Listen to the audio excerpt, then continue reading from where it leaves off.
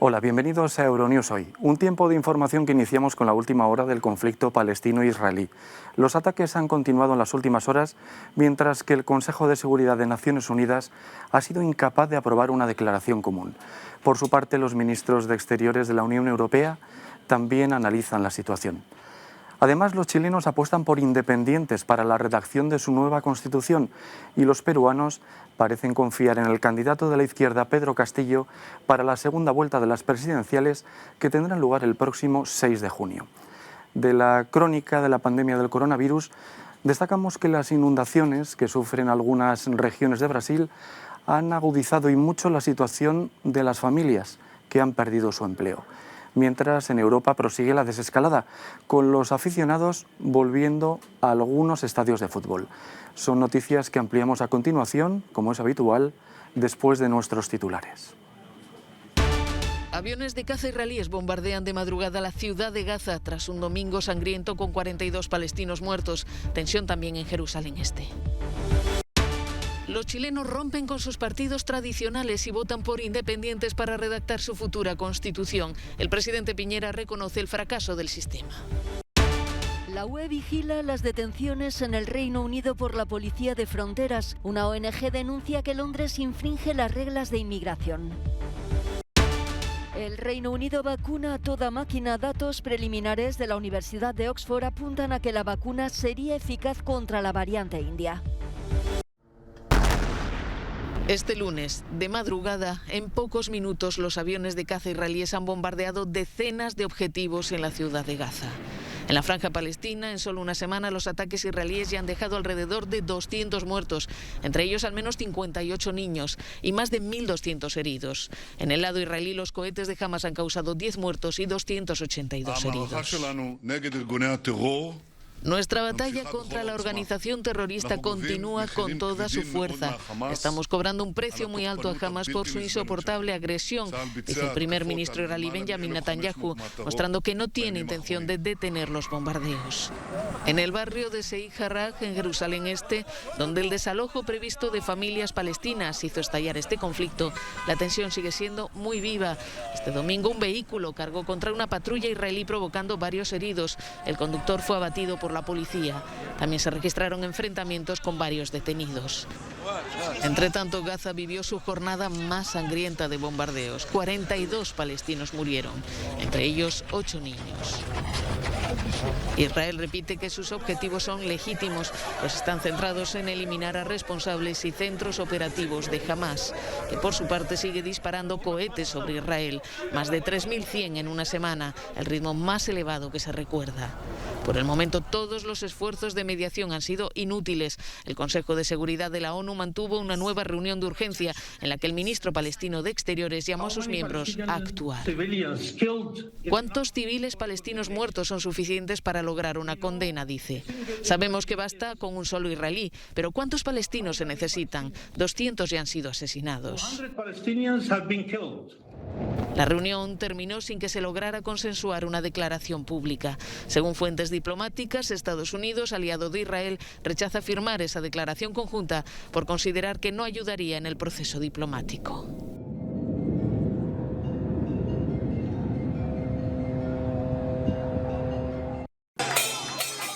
Los chilenos han decidido romper con todo en las urnas. Los votantes, convocados este fin de semana a unas históricas elecciones constituyentes, han decidido depositar su confianza para la redacción de la futura Carta Magna en ciudadanos ajenos a los partidos políticos, que ocuparán 48 de los 155 escaños de la Convención.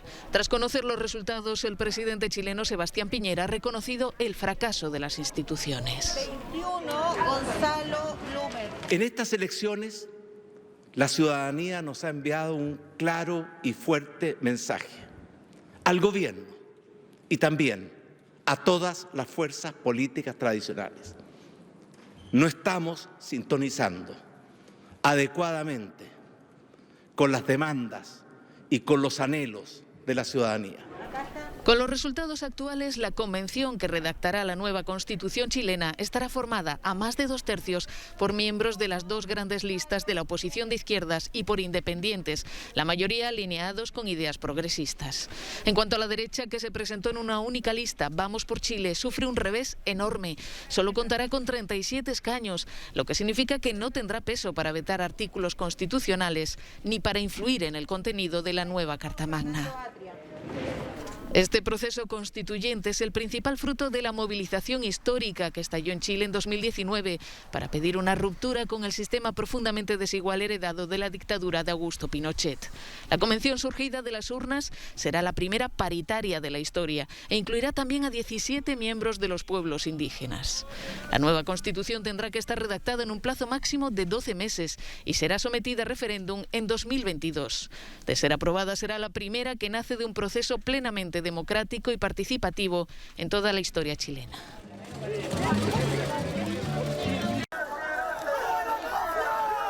Este hombre con sombrero y cuello de camisa rojo es Pedro Castillo, un profesor rural convertido en candidato de una izquierda peruana que avanza con ventaja hacia las elecciones presidenciales del próximo 6 de junio.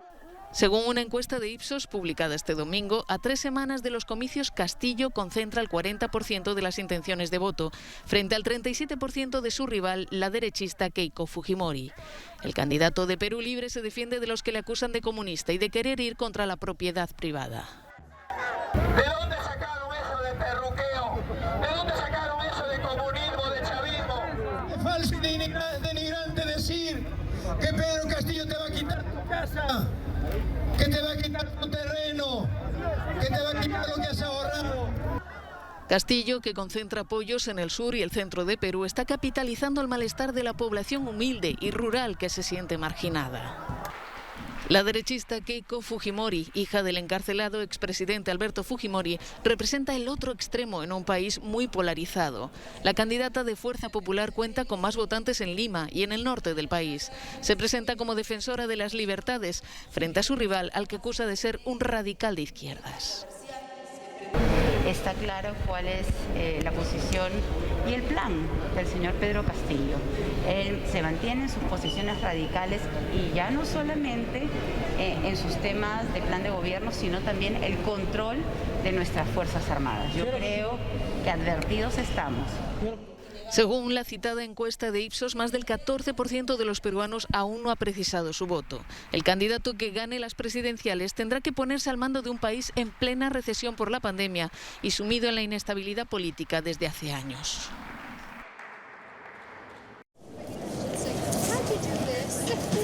La UE sigue de cerca las detenciones de europeos a su llegada al Reino Unido por la Policía de Fronteras. Varios casos en los últimos días que han desatado todas las alarmas. La ONG Fianza para Inmigrantes Detenidos denuncia que Londres está infringiendo las normas e impidiendo a ciudadanos comunitarios acudir a entrevistas o reuniones laborales. Si miras el sitio web del Gobierno del Reino Unido, puedes acceder a las reglas de inmigración y son muy claras sobre que puedes asistir a entrevistas de trabajo o conferencias de trabajo. Sin embargo, parece que ciudadanos de la UE viniendo precisamente a hacer esas cosas están siendo detenidos en la frontera y se les niega la entrada porque se les dice que deben solicitar visas de trabajo. Hay incoherencia, falta de claridad y personas privadas de libertad.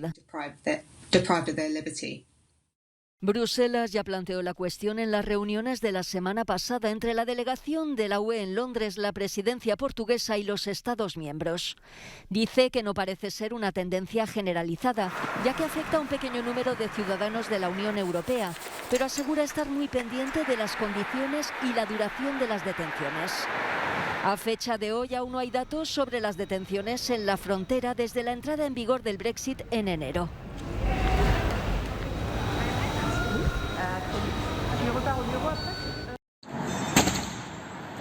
Golpe policial al blanqueo de capitales procedente del narcotráfico.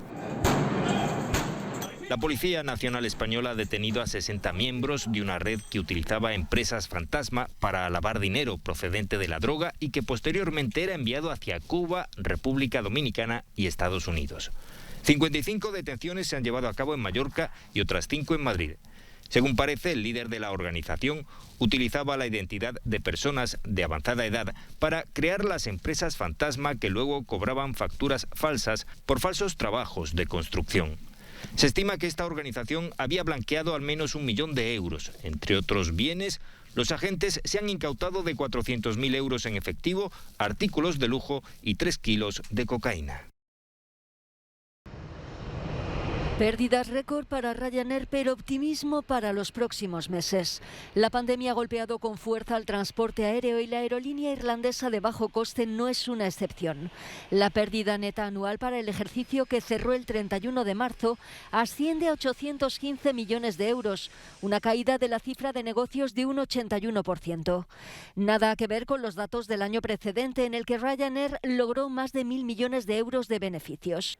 Pero tal y como vemos en el gráfico, la recuperación ha comenzado. Las reservas han pasado de 500.000 por semana a principios de abril a 1,5 millones en la actualidad.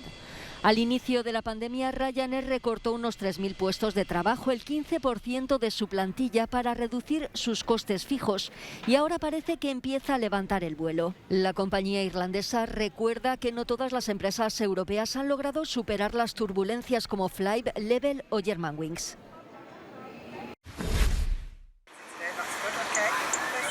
Con casi 128.000 muertes por coronavirus, el número más alto en Europa, el Reino Unido está llevando a cabo una exitosa campaña de vacunación. Casi el 70% de los adultos británicos han recibido una primera inyección y más del 37% una segunda. Esto significa que se puede seguir levantando restricciones a las reuniones en interiores y los contactos sociales, aunque sigue habiendo preocupación por la variante india más contagiosa.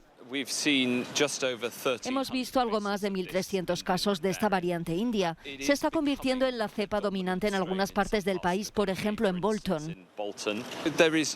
Hay nuevos datos muy recientes de la Universidad de Oxford y quisiera enfatizar que son datos de los laboratorios, no son datos clínicos y es muy temprano, pero nos da un grado de confianza en que las vacunas funcionan contra esta variante india.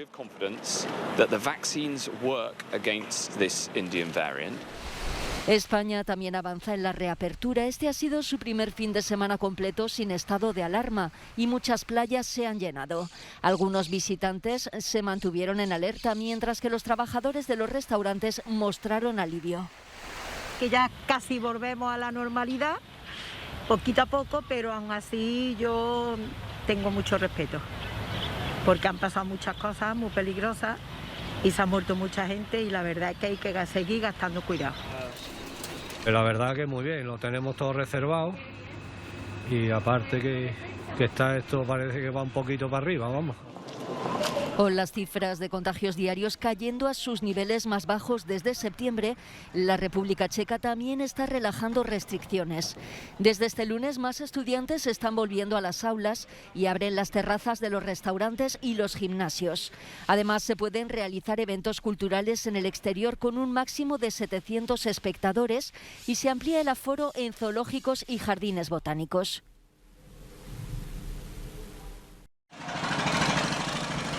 Mientras los ríos de la Amazonia brasileña siguen creciendo tras las intensas lluvias, los habitantes de esta pequeña ciudad, Anamá, la Venecia del Amazonas, han cambiado las motos por canoas.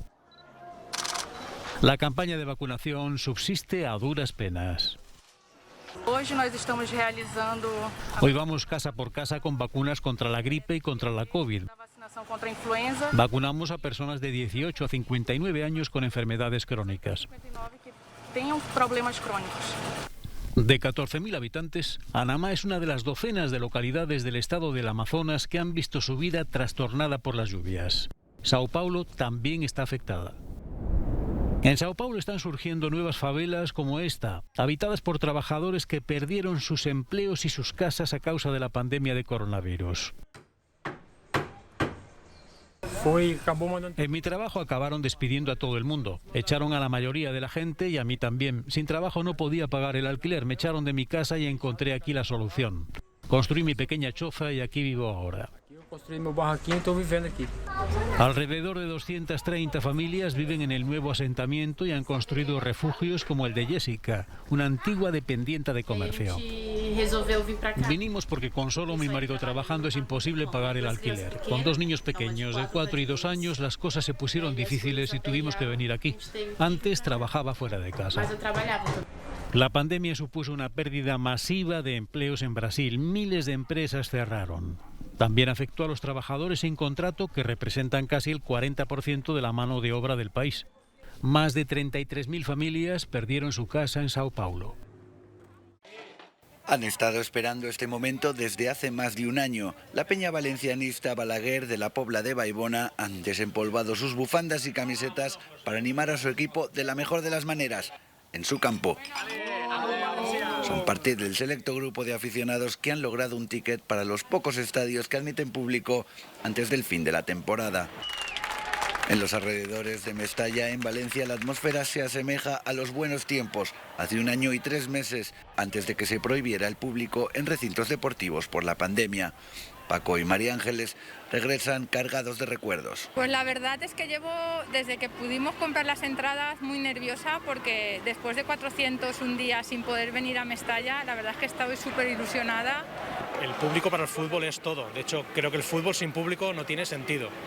Ha sido un suplicio. Yo prefiero un partido malo y de enfadarme en Mestalla que en casa, ¿no? Porque encima aquí puedes chillar, en casa también, pero tal vez luego los vecinos pregunten qué te pasa. Solo Valencia y Baleares han reunido los criterios sanitarios para acoger público en los estadios, mientras España continúa luchando contra altas tasas de transmisión. Las medidas siguen siendo estrictas en los accesos. Distancia social, control de temperatura y las mascarillas son obligatorias, pero para ellos sigue mereciendo la pena. España supera una etapa con la vuelta del público a los estadios, pero con un número muy reducido de asientos debido a las restricciones de COVID-19. La mayoría de los fans tendrá que conformarse con seguir viendo el partido por televisión. Ha sido un año negro para los aficionados y los propios equipos. El fútbol ha perdido un 6% de audiencia en televisión desde que se cerraron los estadios al público. Los clubes esperan que pronto puedan regresar a la normalidad. Estamos encantados que la afición vuelva a Mestalla y que esto sea el principio de una normalidad. Paco y María Ángeles vieron a su equipo ganar en su campo y pese a las restricciones salen con la sensación de haber saboreado un pequeño bocado de lo que puede ser el fútbol tras la pandemia. Si 5.000 hacemos ruido, pues que se preparen cuando seamos 50.000, que va a ser todavía peor. España espera alcanzar la inmunidad de rebaño a mediados de agosto y estos fans prometen volver la temporada que viene. Esta vez, eso sí, con un estadio lleno. Jaime Velázquez, Euronews Valencia.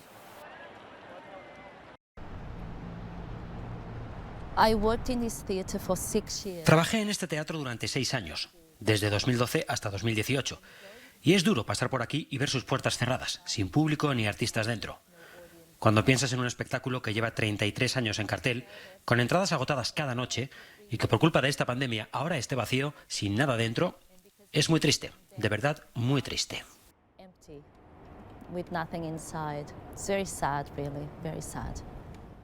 La cantante portuguesa Lara Martins es una víctima más del cierre forzoso desde hace más de un año de un sinfín de recintos artísticos en toda Europa. Un desafío sin precedentes para muchos profesionales.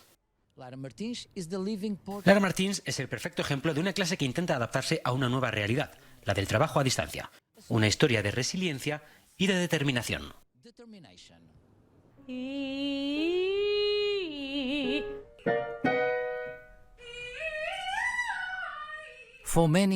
Para muchos artistas, la enseñanza a distancia se convirtió en una forma de ganarse la vida durante el confinamiento.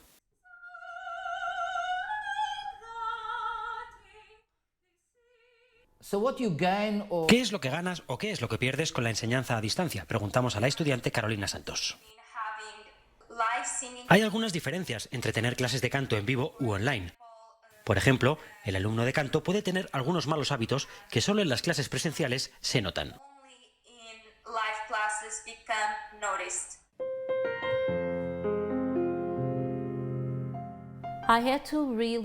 Tuve que replantearme realmente mi forma de trabajar, reconoce Lara Martins. Fue todo un reto. Obviamente, soy una artista que trabaja principalmente en el teatro en vivo y tuve que readaptar todo mi trabajo a un trabajo online.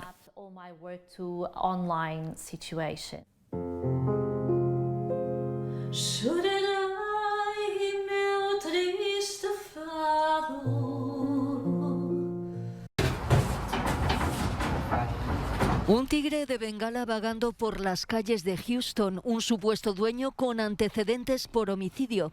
El caso de India ha tenido en vilo a la ciudad tejana durante una semana, en la que se ha buscado sin descanso al animal que ya se encuentra en su nuevo hogar. El felino de 9 meses llegaba a un refugio para animales cerca de Dallas tras una aventura que hubiese podido terminar mal. La policía ha recordado que es ilegal tener un tigre en Houston, contrariamente a lo que ocurre en otros lugares de Texas. La directora del refugio ha recordado lo peligrosos que son los animales salvajes. Estos animales, si bien son hermosos y majestuosos, son salvajes. No se puede domesticar a un tigre con solo criarlo desde que es bebé. Se necesitan miles de años para domesticar especies. No vamos a domesticar a un tigre. Es juguetón a esta edad, pero de adulto puede ser mortal. Tras una semana desaparecido, el tigre fue entregado a la policía por la esposa de su supuesto dueño, Víctor Cuevas, un joven de 26 años que se encontraba en libertad bajo fianza por un homicidio ocurrido en 2017. En una audiencia el viernes, el juez revocó la fianza y le impuso otra de $300.000. Se le acusa de un delito de evasión de detención después de que hace 8 días huyera con el animal cuando los agentes acudieron a las llamadas de varios vecinos.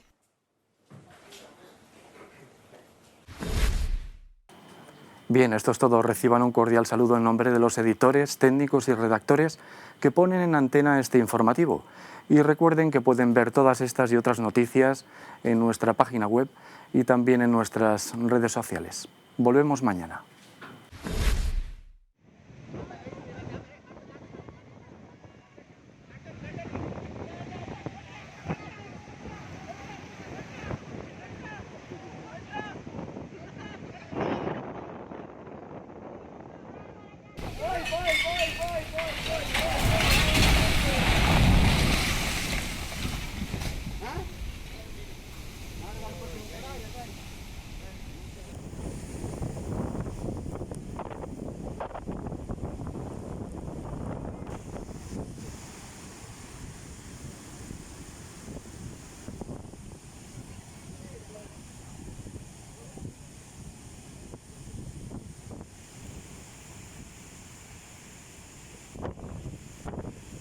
Sauti.